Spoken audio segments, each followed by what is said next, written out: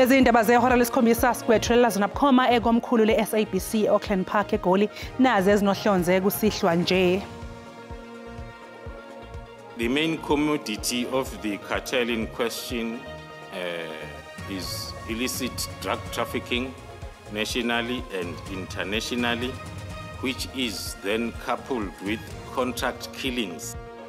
Inhloko yezobunhloli emaphoyiseni uLieutenant General Dumisani Khumalo ukhulume wachaza ngeqeqebana elibizwa ngeBig 5 okubalwa kulo phakathi uVusumuzi Cat Matlala kanye noKatiso Mlife.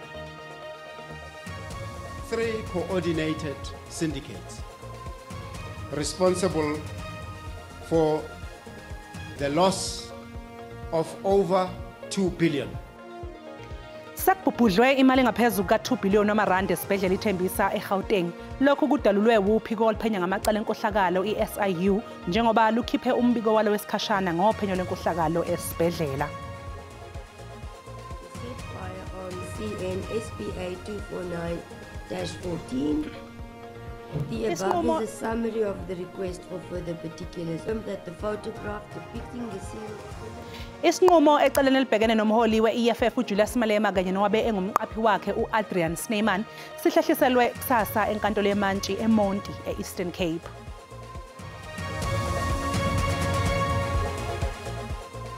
Mbukelisi kubingelele sikwamukele indabeni zakusihlwa enizethulela unoxolo uMamtshali wakwamwali ihlabangane elimhlophe qwa. Sibonga kakhulu ukuthi uhlanganyele kanye nathi. Ake sibheke ukuthi namhlanje kusihlwa ngikuphathele ziphi.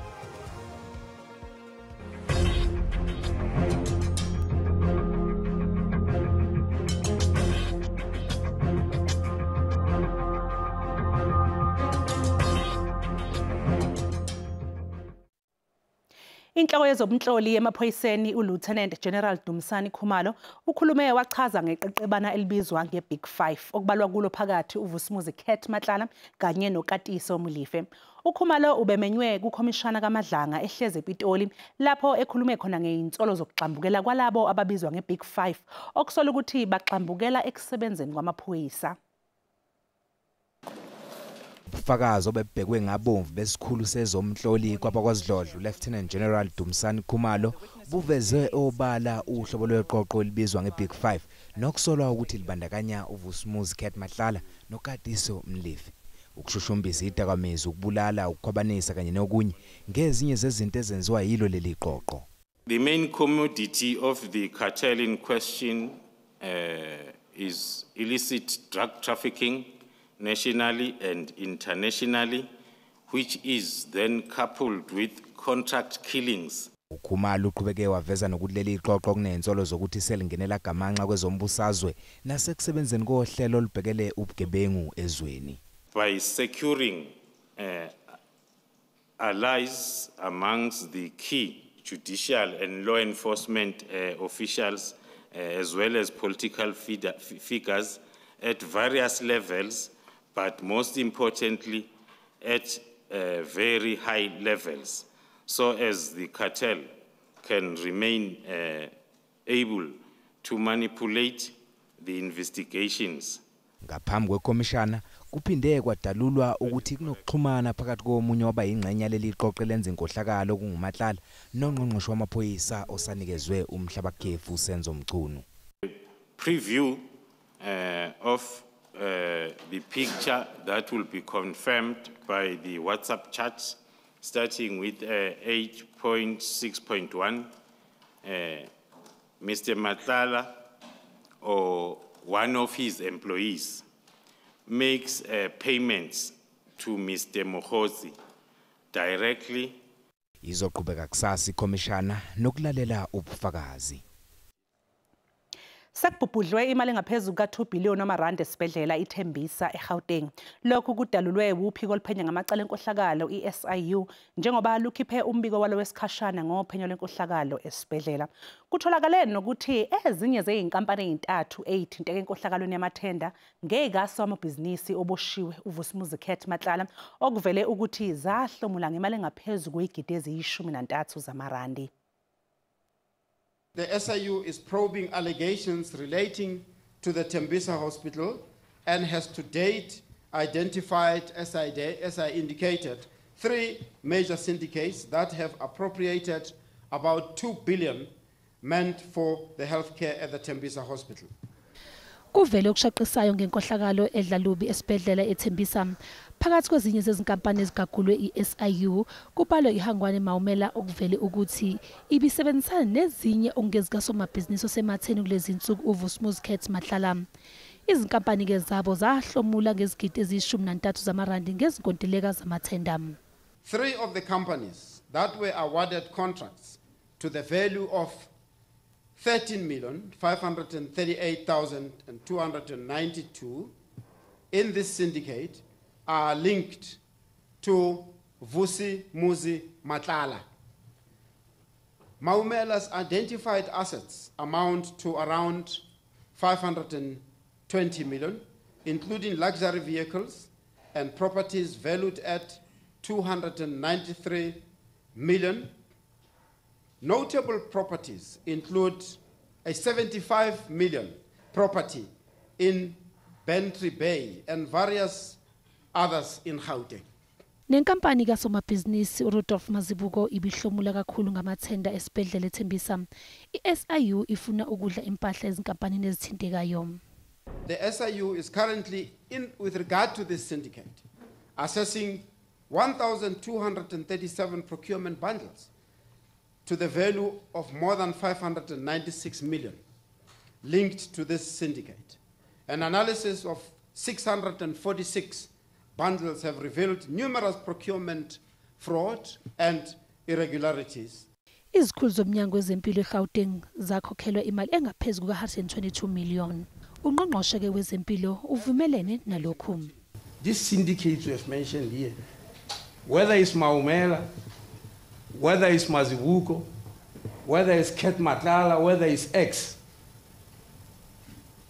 even with their infinite wisdom or thuggery, they could not have achieved what they did without the cooperation and participation of government officials.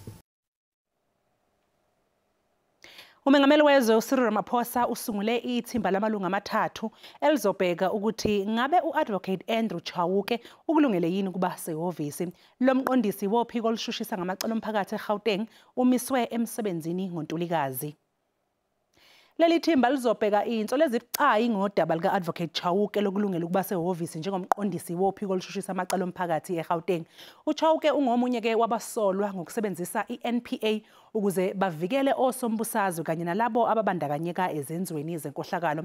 Lesiccawu sizoholwa yijaji lenkantolo lomthethosisekelo eselathatha umhlalaphansi uBess Nkabinde elekelelwa nguAdvocate Elizabeth Baloyi Meer kanye noThenjiwe Vilakazi. Isinqumo ecaleni elibhekene nomholi we-EFF uJulius Malema kanye nowabe ewunogada wakhe uAdrian Snyman selihlehliselwe ikusasa enkantolo yemantshi eMonti e-Eastern Cape. Namhlanje imantshi uTwanet Olivier uchithe usuku lonke ebukeza ubufakazi bombuso kanti kulindeleke ukuthi akhiphe isinqumo sakhe kusasa kuleli icala.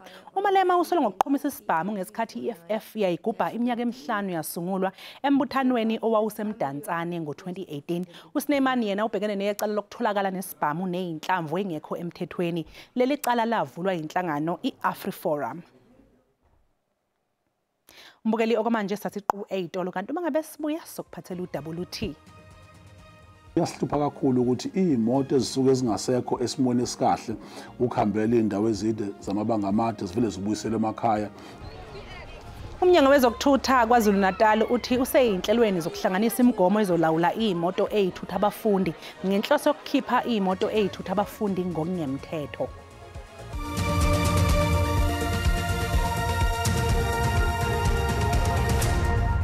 Siphinde sikubingelele sikwamukele mbukeli mangabe usanda kungena udabeni oluphambili besibike ukuthi Inhloko yezobunhloli emaphoyiseni uLieutenant General Dumisani Khumalo ukhulume wachaza ngeqeqebane elibizwa ngeBig 5 okubalwa kulo phakathi uVusmuzi Matlala kanye noKatiso Mlife. uKhumalo ubemenywe ekhomishana kaMadlanga ehleze ePitoli lapho ekhulume khona ngeinsolo zokugxambukela kwalabo ababizwa ngeBig 5 okusola ukuthi bagxambukela ekusebenzeni kwamaphoyisa. Khumbula ke mbukeli ukuthi lezi indaba ziyatholakala ku-YouTube na ku-SABC Plus. Ungena kuzo uyicinge ngamagama athi SABC izindaba.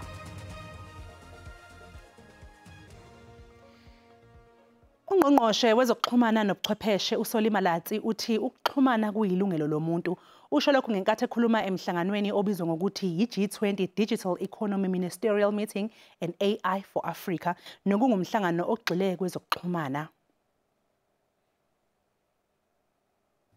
Amazwe angamalungu e-G20 indwendwe ezimenyiweyo kwakunye nezithwalandwe zembumba ye-Afrika zihlangene kwiziko lamazwe ngamazwe laseKapa kwingxoxo eziphezulu zoqoqosho lwezobuxhakaxhaka balamaxesha. Bagxile kumbandela okuphuhliswa koqhagamshelwano kumashishini amancinci nasakhasayo. Connectivity is no longer a privilege. It is a prerequisite for economic participation, education, innovation, and growth. Yet millions of people globally remain offline, excluded from opportunities of the digital age. Our collective focus has been to make universal and meaningful connectivity a reality for all. Onomathotholo kwakunye nomabonwakude be-SABC nabo badlala indima phambili ukuzisa ulwazi kwizigidi ngezigidi zabemi boMzantsi Afrika. Ethetha bucala kule ngqungquthela, uMalatsi uthe ukholelwa ukuba ijelo le-SABC lineenkokheli eziwulungeleyo lo msebenzi. I'm of the belief that the SABC has the right leadership. It's been through a difficult past, and there's been a transition in fairness that we must recognize, and that it has obligations. Those obligations must be endeavored to be met, right? So that the service providers and the service obligations it has are met. We can secure the certainty of its broadcast. Ingqungquthela isaqhuba. Dingilulama Matya wendaba ze-SABC eKapa. Umnyango wezokuthutha KwaZulu-Natal uthi useyinhlelweni zokuhlanganisa imigomo ezolawula imoto ezithutha abafundi ngenhloso yokukhipha imoto ezithutha abafundi ngokungemthetho kulandela ukushona kwabafundi abahlanu kwathi abangama-20 balimana ezingozini ezintathu ezihlukene endaweni yaseMgungundlovu. Umnyango uthi usebenzisana nomkhandlu wamatekisi ukuthola indlela zokunqanda izingozi. I-South African National Taxi Council ithi bangaphezu kwa-7,000 abantu abangomalume kanye no-anti abathutha abafundi abangaphansi kwalenhlangano esifundazweni KwaZulu-Natal, kodwa abanye kutholakale ukuthi basebenza ngaphandle kwezimvume bebe besebenzisa izimoto ezingekho sesimweni sokuba semgwaqeni. Izisebenzi zomnyango wezokuthutha zisemkhankasweni wokulwisana nalokhu. Kuyahlupha kakhulu ukuthi imoto ezisuke ezingasekho esimweni esikahle ukuhambela indawo ezide zamabanga amade zivele zibuyisele emakhaya endaweni eseduza nasemalokishini le kwaziwa khona kahle ukuthi aziyohlangana namaphoyisa ukuze ama-permit afunakale ukuze udriver abonakale ukuthi una-IPRDP. uDuma ubuye wacela abazali ukuthi baqinisekise ukuthi izimoto ezithutha abafundi zisesimweni esifanele. At the end of the day umzali uyena kufanele abhekelisise ukuthi ingane yakhe ingena endaweni ekahle isithuthi naye angasigibela futhi ne-owner engakwazi ukuthi ingene kusona. ISantaco ithi isebenzisana nomnyango wezokuthutha uqinisekisa ukuthi abasembonini bayawulandela umthetho. Sinayo inkinga ngokuthi uhulumeni angenelele ezintweni ezoqinisekisa ukuphepha kwabantu bakithi kakhulukazi ikusasa ekungabantwana bethu. Kodwa ke sifanele sigcizelele ukuthi ezinye zezinto esesingenele sazenza nohulumeni ukuthi ke sizame ukwakha intando yeningi ngaphansi kwalolu hlaka, ikakhulukazi njengoba lolu hlaka lusanda kusondezwa ngaphansi kokuthi linganyelwe kuSantaco. Londi Khatebe, SABC News, eThekwini. Inhlangano ebhekele ezokuphepha komphakathi eHarare Khayelitsha isigxeke isigameko sokubulawa ngesihluku kwabathathu emjondolo yaseNkandla. Isigamekweni kukholakala ukuthi ngesokuhlaselwa kwabantu abaqaphile. Ezigamekweni ezimbili ezahlukene kushiswe abantu abathathu phakathi kwamabili, kwathi esinye isidumbu sesine satholwa sinamanxeba okugwazwa. Ezizinsalela zobugoxo bendlu ibihlala amaxhoba nekutyholwa ukuba iye yatshiswa ngabahlali bebevutha ngumsindo. Kutyholwa ngelithi amaxhoba ebelungcungcuthekisa uluntu lwale ndawo.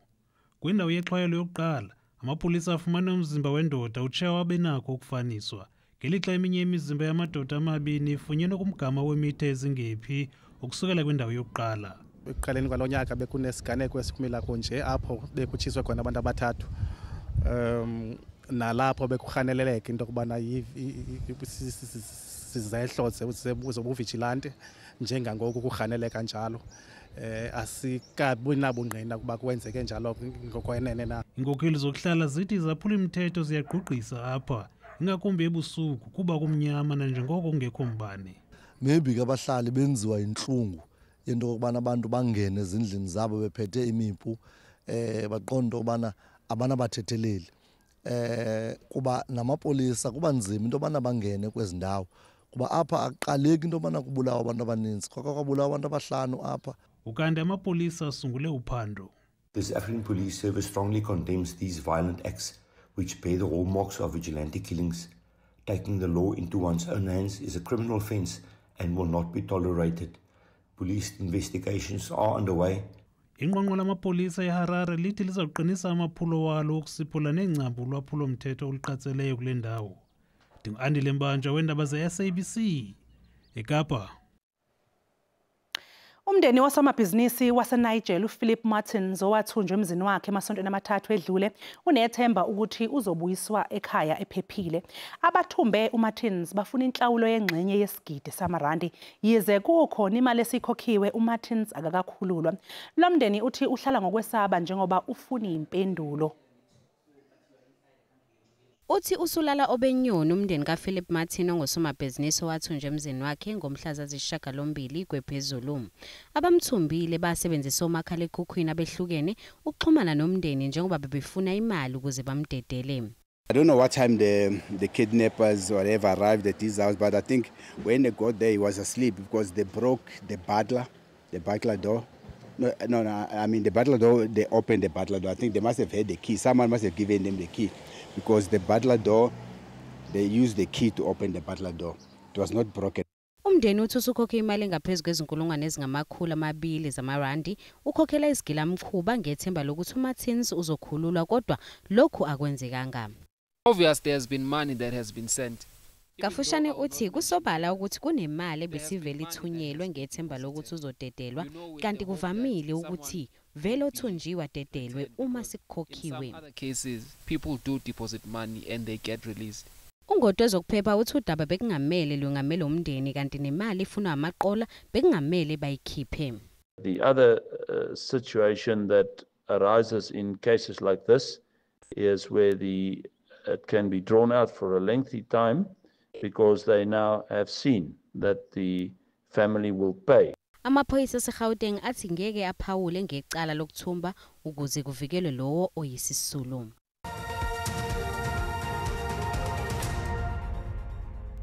Kwentokozo mbukeli ukuthi siphinde sihlangane njengoba sisho sithi kasakho isidingo sokuthi singakhuluma ngamathuba zimvula nje sithanda ukuba zikhawumonge nikakhulukazi ke engxenyeni esenyakatho yongena eMpumalanga nakuso sonke isifundazwe saKwaZulu Natal kodwa ke akusefani ngasenta abazokhahlamba seliqala ukuphakamisa aye ngokuba makhulu futhi amathuba lapha eGauteng kodwa ke mancane mawungena lapha ko-North West abakhona nje futhi ke mawungena ikakhulukazi ke engxenyeni ezingaseningizimu ngasogwini singathanda ukuthi sibambe umkhamezelo kanti ke masihamba siyobheka osuku lakusasa ngivumele ngisho ngithi ke phansi amaphaphi into nje esingayilindela ukuthi inkungu engathanda ukusixaka kakhulu ke nje lapha kwaZulu Natal ekhathini zasekuseni uyongena eMpumalanga kanjalo naseGauteng asamakhulu kodwa amathuba mawungena endaweni ke ezingasogwini lapha kwaZulu Natal mancane nje mawungena endaweni ke ezimaphakathi zimvula nje ezingathanda ukuba umkhizo okanye umkhabezelo abe makhulu futhi mawungena lapha koMesina nokho enkabeni ngasikaza ngamafu liye ngubalela kuzo zonke indawo engxenyeni esentshonalanga awubheke nje South African Weather Service iyaqhubeka iyasikhipha lesasixwayiso ukuze sisigaba sesini kakhulukazi ke kwaZulu Natal ngasenyakatho lapha ko-Richards Bay kompangeni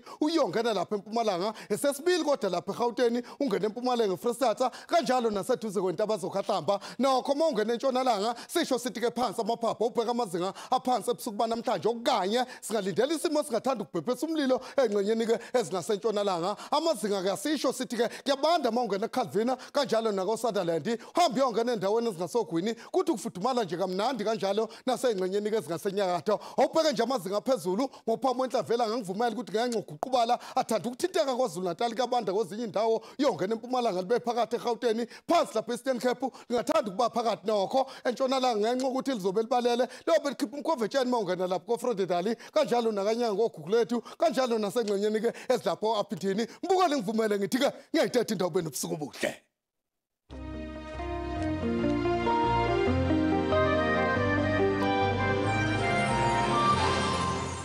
Mbukeli usale kahle.